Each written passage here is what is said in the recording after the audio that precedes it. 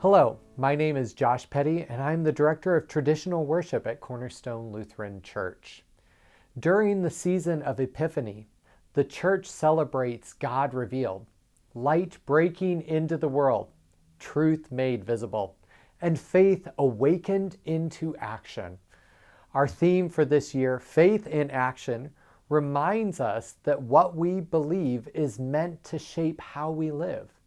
Few hymns capture this movement from praise to trust to faithful living as clearly as Praise to the Lord the Almighty.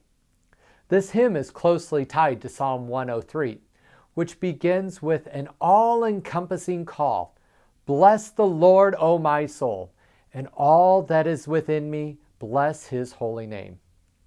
Psalm 103 reminds us that praise begins internally, but it never stays there. It grows outward into testimony, trust, and transformed living. The text of this hymn was written in 1680 by Joachim Neander, a German pastor whose faith was shaped by personal struggle and deep dependence on God. Like the psalmist, Neander understood praise not as denial of hardship, but as trust rooted in remembrance. The opening verse sets the tone.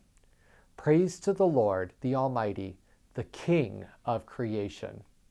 Here, praise is grounded in who God is. Psalm 103 does the same, proclaiming the Lord as merciful, gracious, and abounding in steadfast love. This is Epiphany language. God revealed as sovereign, compassionate, and worthy of praise. Faith begins with seeing God clearly.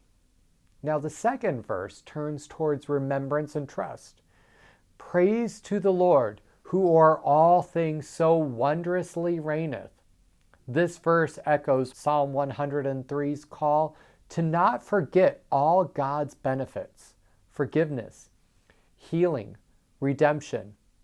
These are not abstract ideas, but lived experiences. Neander invites us to look back and recognize how God has already been at work in our lives. As the hymn continues, the text moves towards dependence and daily faithfulness. Praise to the Lord, who doth prosper thy work and defend thee. Here, praise becomes confidence. This verse reminds us that faith is not only something we confess on Sundays, but something we rely on as we live and work each day. This connects closely to the Ephesians, which tells us that we are created in Christ Jesus for good works. Faith expressed through action, sustained by God's strength rather than our own. The later verses widen the lens even further, calling the whole community and eventually all creation into praise. That movement mirrors the closing of Psalm 103, which invites angels, hosts, and all that God has made to bless the Lord. Praise becomes communal and missional, revealing God's glory to the world. The tune, also known as Loben den Herren, supports this theological journey. Its strong, expansive melody gives space and confidence and joy. This is not quiet or tentative praise. It is embodied, public, and shared.